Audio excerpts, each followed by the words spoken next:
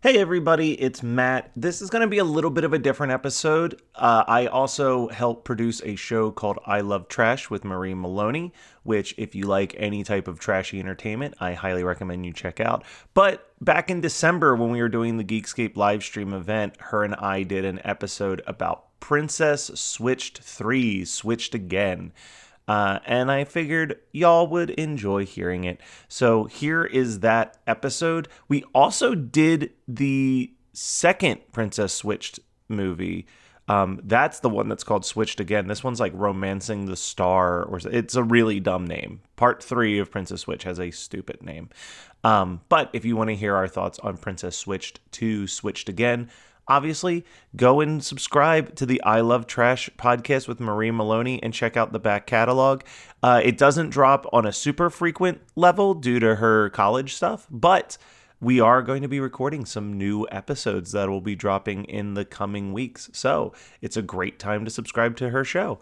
And we'll be back next week with just more regular Christmas 365 content. She grew up knowing one thing. She was trash.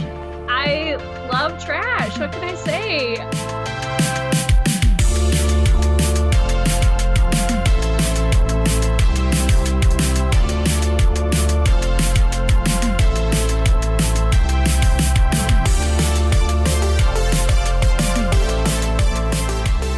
Welcome to I Love Trash with Marie Maloney, the podcast that celebrates and eviscerates your favorite trash content. I'm Marie Maloney, and our guest today is the daddy of Geekscape Network.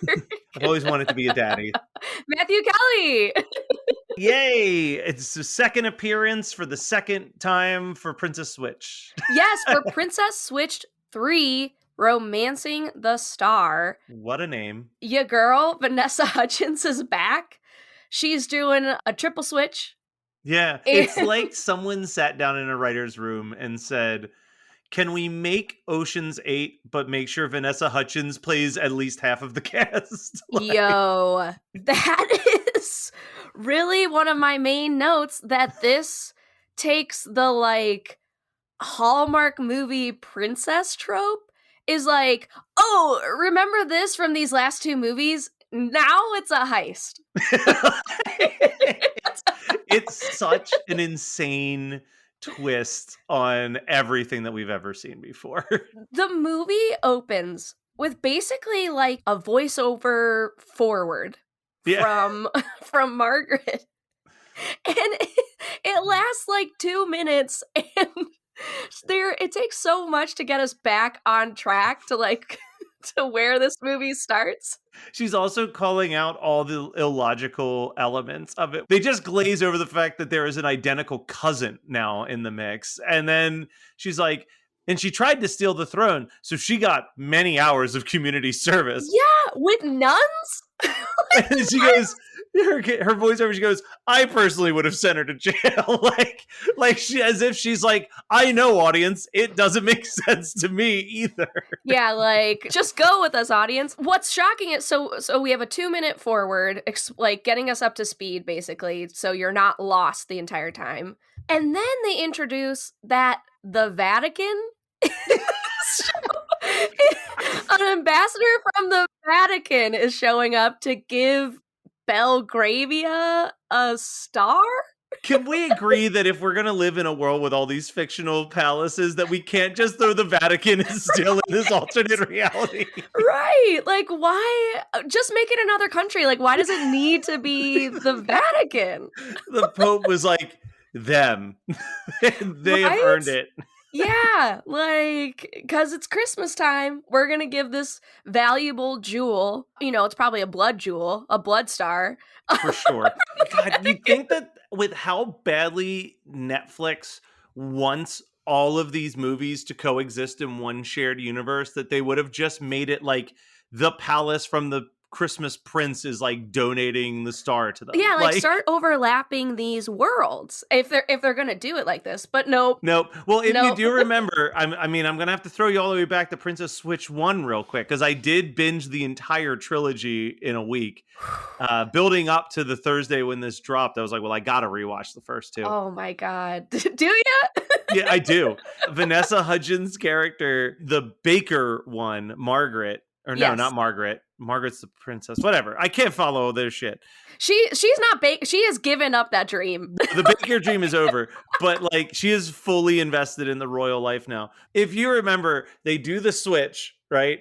And her best friend, who becomes the princess's eventual husband, is like, man, you seem stressed. Let's put on your favorite movie. And he fucking logs into Netflix and puts on The Christmas Prince as if that is like any human's favorite movie of all. Yeah. Like, Which had come out like, a year prior. before. Yeah, like, chaos. It's chaos in this shared universe of like Netflix Christmas movies. But I love it. I eat that shit up. I rewatched The Night Before Christmas. It's also great. Like, I feel like they're even more insane than the Hallmark Christmas movies because they really go balls to the wall with their premise, like unapologetically.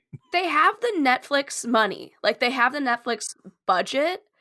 But like the writers can barely follow the story that they that they've written. They're just throwing anything. They're throwing heist. They're throwing My Fair Lady tropes at one point in there. Yeah. It's just throw whatever you got. I with full confidence can say that when they wrote the first Princess Switch, no one was like, and we're gonna build to the big heist in the third film, right? Right.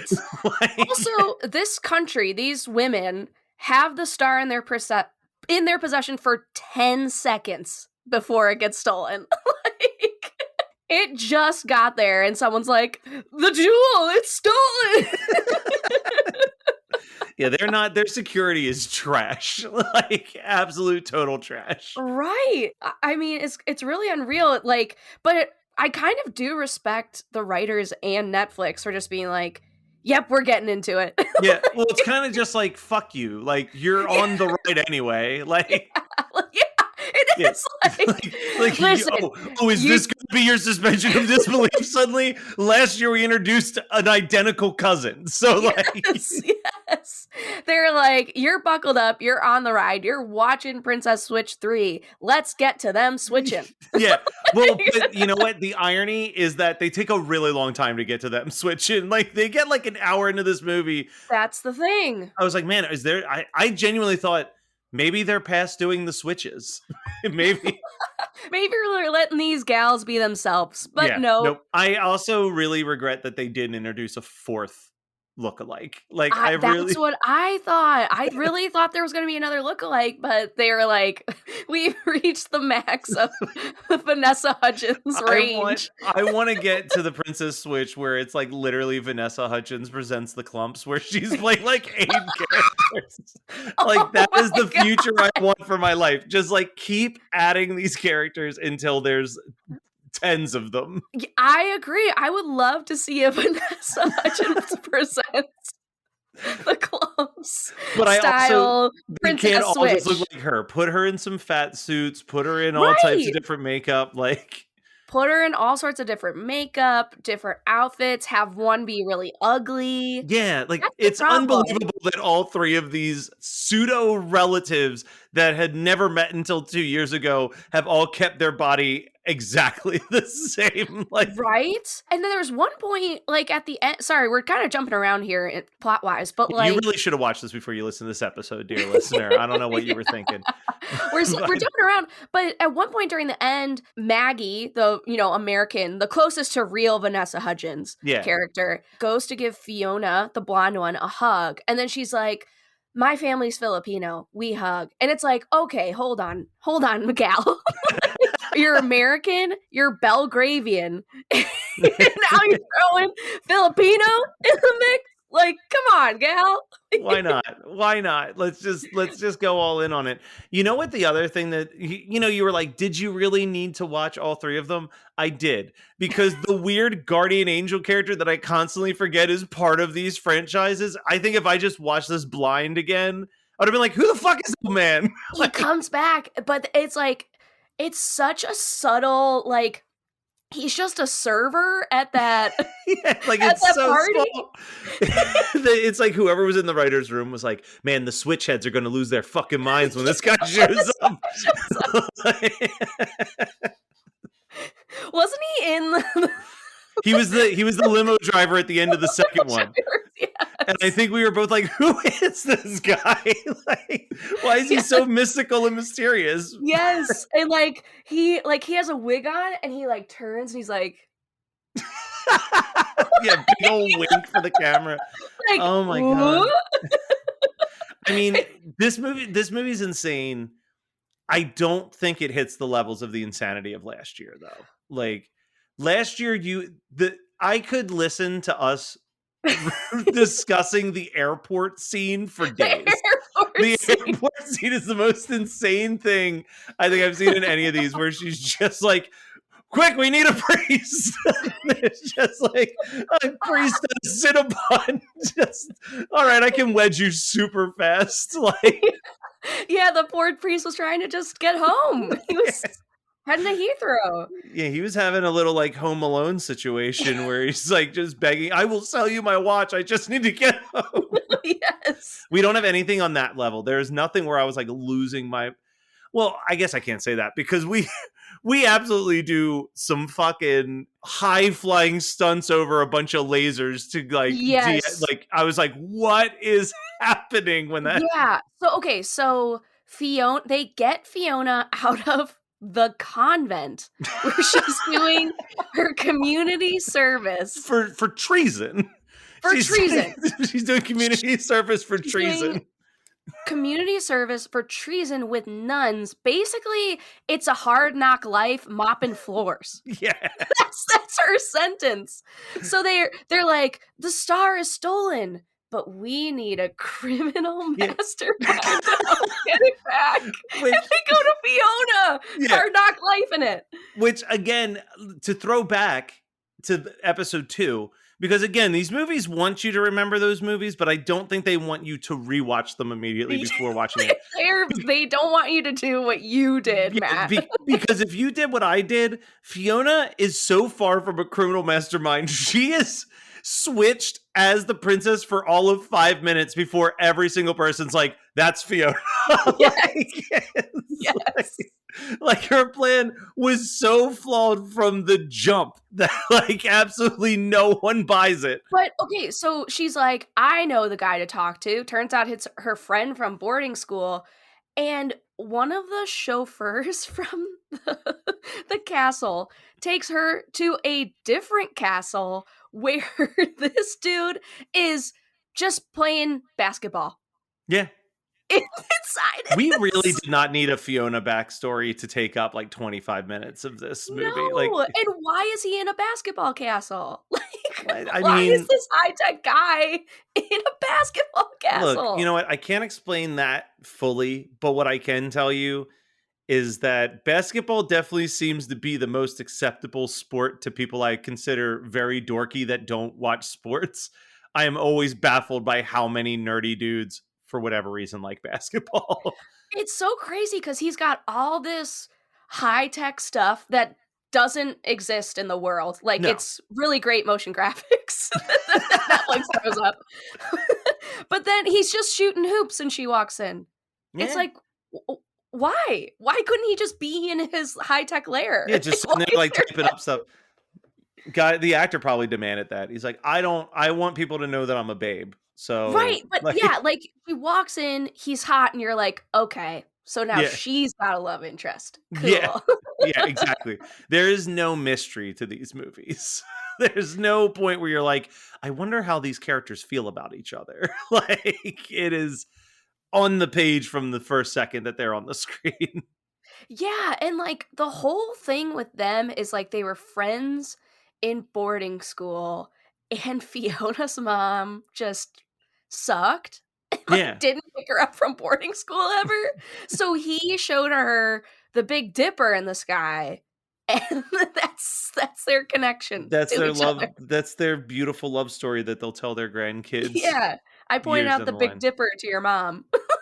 And then didn't talk to her for 25 years until she needed me to steal a star for the Vatican. Yes, steal a star back for the Vatican. Yeah. From that point, when we're at the basketball castle, that's where this movie turns into The Italian Job. Yes, 100%. It's every heist movie you've ever seen. It's such an insane twist, and like The best / worst part was that this shit came out on Thursday, like on a Thursday, and I watched it. And then the very next morning, I was going to Pittsburgh to like sell merch at a concert.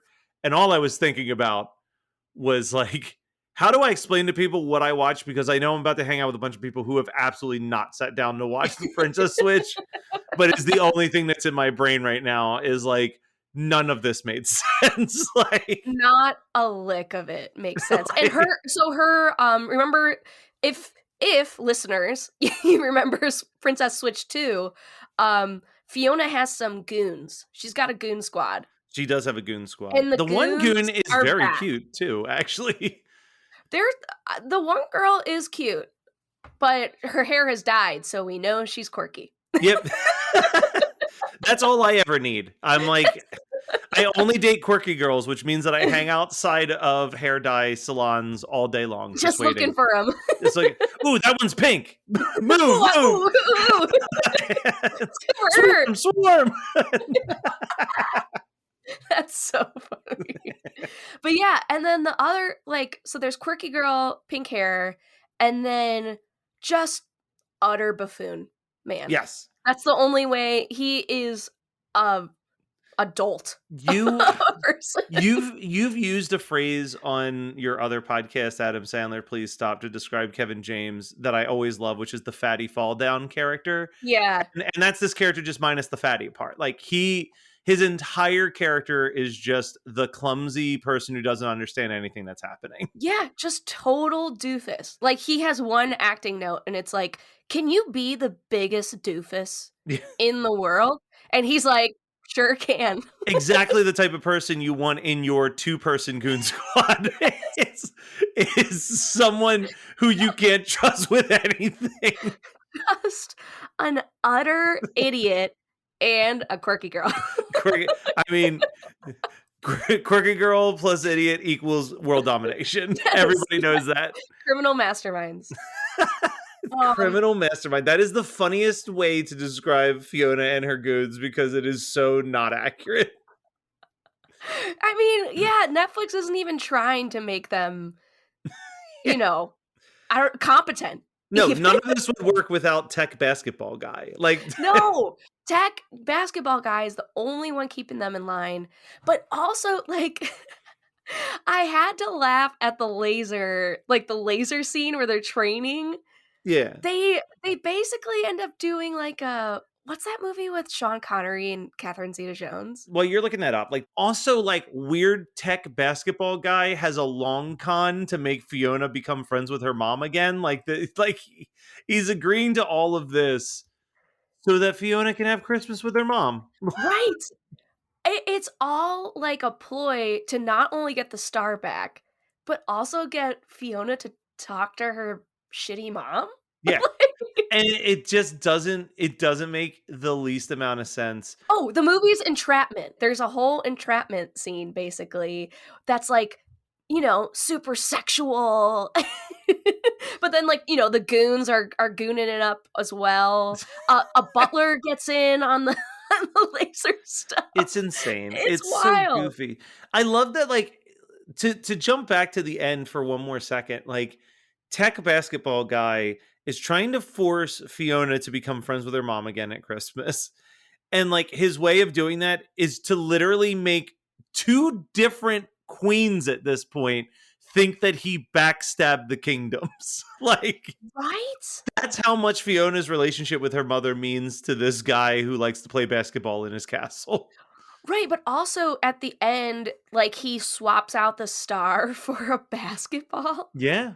And it's like, Fiona, babe, you didn't take the bag and realize, hey, this is pretty light and pretty round inside. I also have to think about the fact that the ending of this movie, there really is no true punishment for the person who did the stealing. Like, I'm like, he's going to come back, right? Like, there's 20 minutes left in this movie. Nope, those 20 minutes are just dedicated to Fiona and mom's drama. Like, yeah, there's like a whole, the queen, Margaret.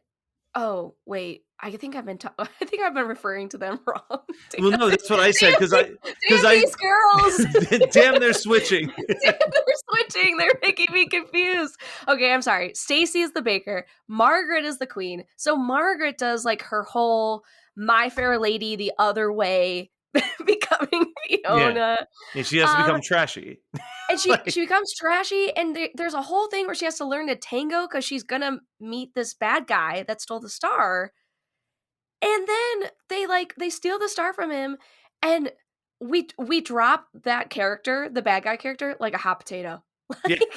Because I mean, he's just like, there's in any other normal script, there'd be a third act where he comes back because they haven't like done anything. Right. He hasn't been arrested or anything. There'd be like a final showdown for the star or something. But no, basketball tech guy steals the star, and he just like sees that guy's like business card, and he's like, damn it. Nothing. A whole lot of nothing. Also, I just for the sake of keeping things simplistic for us, I decided, hey, I'm gonna hop onto the Wikipedia page just so I have the plot in front of me in case we get lost on any names or anything. And I just curiosity wanted to check. I mean, you'll be really shocked to hear this, but Rotten Tomatoes, this movie currently is sitting at a cool 30% on Rotten Tomatoes. Shocking.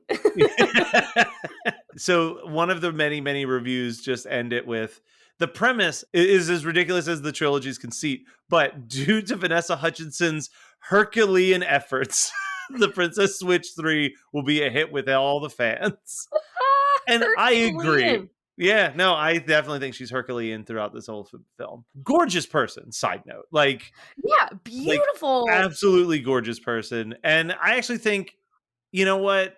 I'm all in on someone that's just leaning into the absurdity of these movies. Like, you can, like, I don't think she believes she's made any good movies with this thing, but she's having a blast doing it. Right. I mean, I think she, like, this is basically a cartoon.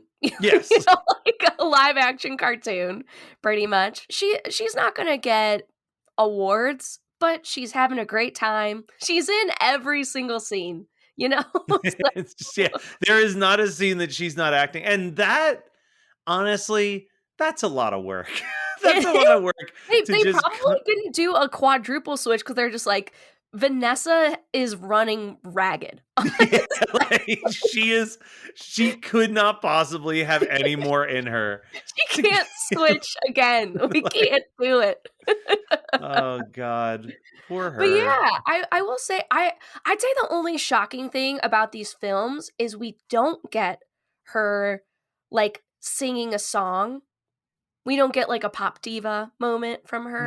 No, but maybe she's had her fill from, the High School Musical movies of that. Maybe that's not her bag anymore, and that's okay. Yeah. No, I mean, maybe she stepped, but like, I don't know, because like I'm looking at her. Well, no, I guess she hasn't done anything in a hot minute. I was like, what's the last like thing that she sang in? Well, she's apparently in that Tick Tick Boom film that just came out. That's a musical. I thought, you know what? It's so funny because after I watched this, a preview for Tick Tick Boom came out, and I was like, wait a minute, did I just see Vanessa again? So yeah. Yeah, she's in Tick Tick Boom, because I was like, man, she hasn't done, like, she was doing stage shows. She was on In the Heights for a little bit in 2019 or 2018. And she apparently did Rent Live on television. So, oh yeah. So she still shows up and sings a song here or there. I'm sure she's got a couple bangers in Tick Tick Boom. I did not realize that this was directed by Lin-Manuel Miranda, so that just jumped up on my to watch list. Yeah, and it's like Tick Tick Boom has been getting good reviews. Oh well, yeah, I've heard like arguably could be like, film of the year contenders, but we're not talking about a good thing. We're talking about we're not talking this is an I love good movies. This is I love trash. You know what? I think that it's funny that like maybe not to the same level, but that Vanessa Hudgens in 2021 is like having that Sandra Bullock like I Love Steve Blindside year where she's in like a movie that's like a potential like Best Picture contender, and also like if the Razzies gave a fuck about Netflix films would be like a Netflix Razzie contender. Like, yeah, only few actresses have been able to pull that off in 1 year. That's true. And I mean, again, the Herculean effort on her part is not unnoticed by me. I will say though, like, taking notes about this film was so hard because in between the just absolute cartoony heist stuff, it's just a lot of boring downtime. It's a lot of boring downtime. And again, I think I keep bringing up the second one, but I actually think the second one is the best of the three. It's so absurd and over the top. Right. And like there's, I think back to our episode a lot because there are moments in that episode that I still think are really funny, and they remind me of why I like that movie so much. And this movie also lacked like the insane needle drops. Like, yes. Do you remember the underneath the tree moment in part 2? I was gonna say we don't get like any carols or any like music montage until the end when the actors they're just basically like, hey, dress as your character and dance. Yeah, like it's always the hallmark of a great film. Yeah, when because like part two in the credits. Part 2 has those amazing montages. One is to Underneath the Tree, another one's to Candy Cane Lane. Like it was like, yo, here's some like real bangers of Christmas songs. Yeah. And we don't get a single one of those. No, it's I think they really missed the point of what we love about these bad movies, and it's the needle drops. Yeah. We watch these to hear the Christmas songs that we feel ashamed to put on in the car. It's just honestly like kind of too much going on because like we get Fiona back, we have the heist, we have the B plot of like Stacy, which is American Vanessa Hudgens, having to be Fiona for like the parole board. Yeah. Well, and let's not also forget there's all that, but then there's like the non-point of Olivia, like Kevin's daughter, Olivia, who's just like in a snowstorm that's maybe like 2 minutes of this hour and 46-minute runtime. Like that gets introduced so early that you think it's going to be such a crucial plot point, and then it's literally just like the excuse for Kevin to not be in the third act of the movie. Yes, because he has to drive 8 hours. They literally say he has to drive 8 hours. And it's like, holy shit, why doesn't he take a plane? Because it's snowing a lot. Oh, right, of course. It's snowing. It's snowing across the whole of Europe. So he has to, or wherever we are. I don't even know what continent Belgravia is on, to be quite honest. Oh, wait, a second. Also, there's something else I totally forgot to mention. We're harping on the fact that the Star of Peace comes from the Vatican, but thank you, Wikipedia, for reminding me that it once belonged to St. Nicholas himself. Oh, right. Oh, God. It's so ridiculous. Saint Nicholas himself. That's why we need the Vatican. It's from a saint. They've got all the relics. Also, just looking at this plot summary, there are so many names with quotation marks around them to help you keep track of who's posing as who. Like, oh my God. It says like Edward's testimony combined with Stacy's sincere insistence that Fiona is ready to go to jail.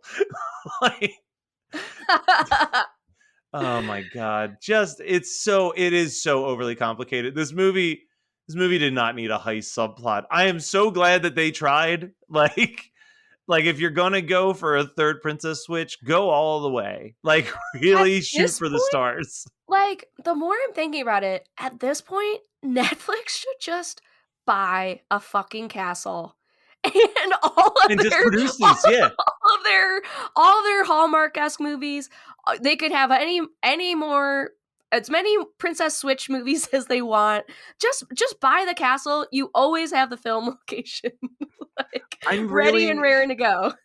I mean, look, we're shitting on this movie a lot because it deserves to be, but also like if Netflix announces Princess Switch 4, I'm fucking stoked for next Christmas. like I'm all in. I think that Vanessa just like needs the full year to recover from these films. That's why she's only doing this and Tick Tick Boom. She Also, had such a heavy lift on this one. I just out of curiosity searched Princess Switch 4, and the top thing is a 2-day-old Screen Rant article called "Everything We Know About Christmas Switch 4." It's See, happening. now that's been released. Here's everything known about the potential Part 4, including a release date, cast, and story details. Oh boy. Oh man, story details. Can't wait to see what they come. I mean, we got a heist with this. They said it all hinges on Vanessa. They want it, but Vanessa has to say, "Yeah, I'll do this again." Yeah, because it's a lot of hair and makeup, you know. According to this article, this movie lends itself to a lot of potential storylines in Princess Switch 4. So let me see what they say. It's the third movie is a fairly wild story, swinging with Fiona using her shady connections to the criminal underworld to help Stacy and Margaret. So it's possible that the fourth movie could continue in that unexpected direction. Fiona and Peter ignite their relationship, so there will be a love story to explore in the potential Princess Switch 4. It also feels somewhat inevitable that a pregnancy storyline might come into play for at least one of these characters. But then it's like, oh my god, Vanessa has to be Stacy. She's got to be like a pregnant. Oh my god, what if they're all pregnant? All of them. Oh my god, triplets. but triplets through 3 different mothers. Identical triplets. What it? Oh my god! They all give birth on Christmas morning simultaneously. On Christmas morning, and they all have twins. So they're non-related triplets. Yeah, they're like, hey, we realized that we really missed the boat on having a fourth Vanessa Hudgens, so we're already setting up for 6 for when we get to part 5. 6 identical kids. And they just jump 20 years into the future. Yeah, they'll start switching around. I want this movie. Yeah, that's what we need. Oh dear Lord. Yeah, I hope that's the way it goes. And it'll be so fun if she does do for us to come back here and be like, yeah. It happened! She was pregnant! Every year. I mean, look, there's a lot of trashy things that I can talk about on this show, but I appreciate that I am the Princess Switch person. You are the authority on Princess Switchin'. I think you just gotta rank this on a scale of being emotionally closed off from your mom and Vanessa's pure acting chops with the Fiona voice. Yeah, Fiona. The Fiona voice. Oh, Maggie Moo. Oh, Maggie Moo. Where would you rank this though? I would rank this a solid Star of Peace from St. Nicholas's personal collection, hand delivered by the Vatican. I think that's exactly where it falls in that scale. I would rank it the wink from the slide the guardian angel. The guardian angel old man that shows up. That's where I put it. Man, that is one exaggerated wink. It's made of crostinis in hand. He's like, It was so over the top that like I wanted someone to be like, "What are you winking?" They're also like in that party. It's like Vanessa Hudgens is dressed like a Les Miserables whore. Yeah. And everyone else is dressed as like colonial, like 1700s, like King George, like ridiculous, like powdered wigs. It's like The Favorite. Yes, everyone's dressed as The Favorite, and she's like a Les Miserables whore. It's so ridiculous. Everything about it's so ridiculous. Like, we didn't really touch on it too much, but dear God, the montage of like teaching the other two Vanessa Hudgens to walk seductively. It's like, how is this? I can do this. Like, how is this a struggle? They're like, it's so hard. Yeah, I've watched enough RuPaul Drag Race. If those guys can figure out how to like stomp down that runway with some confidence, like you can figure out how to walk like fucking Fiona. Like it's not. I also feel like it was like a choice she made to differentiate the character more. I feel like it totally backfired. Because like, now she has to like walk into scenes like, it's Fiona. Yeah. And if you don't, I love that she does it so much that if Maggie or Stacy walked in dressed as Fiona and didn't do that, immediately people would be like, something ain't right. That's not her. Fiona's not doing her signature hand wave as she walks into the party. It is literally like Fiona's arrived. Oh, Jesus. God, I hope we get a part 4. We gotta. I feel like we were in this position last year being like, I hope there's a part 3. So like, fingers crossed that our magical trash powers combined, we can just keep putting these movies into the ether and Netflix hears the call. Absolutely. It's worth noting that I Like Trash is back.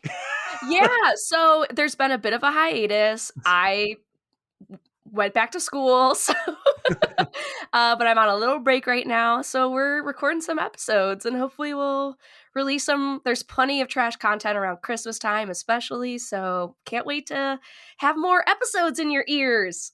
Yeah, so if you unsubscribed for whatever reason, resubscribe because there's going to be more. Probably like once a month, I think is what we decided to make things easier on everybody. Yeah, thanks for coming on, Matt. Of and course. Stay trashy. Always. I've been practicing my walk. See you later.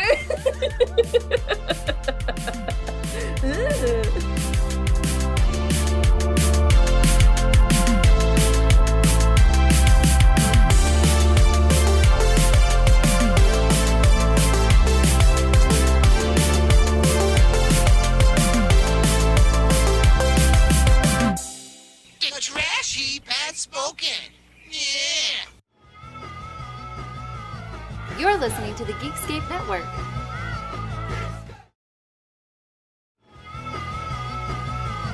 You're listening to the Geekscape Network.